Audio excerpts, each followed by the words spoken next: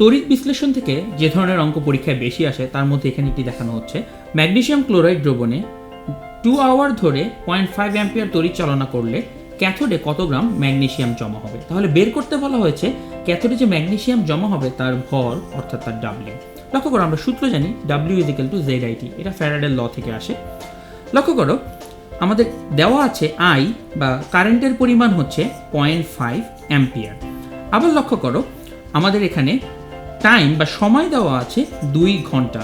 মনে রাখতে হবে সময়ের এসআই ইউনিট হচ্ছে সেকেন্ড, তাহলে 2 ইন্টু 3600 সেকেন্ড হবে, কারণ 1 ঘন্টা ইজ ইকুয়াল টু 3600 সেকেন্ড। এখন লক্ষ্য করো, তাহলে আমাদের আর বাকি থেকে জেড এর ভ্যালু বের করা।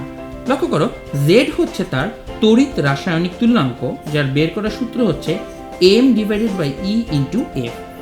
আমাদের এখানে যে ধাতুটি জমা হবে সেটি হচ্ছে ম্যাগনেসিয়াম। লক্ষ্য করো, ম্যাগনেসিয়ামের ভর হচ্ছে 24.3, তার যোজনী ই হচ্ছে 2 এবং তার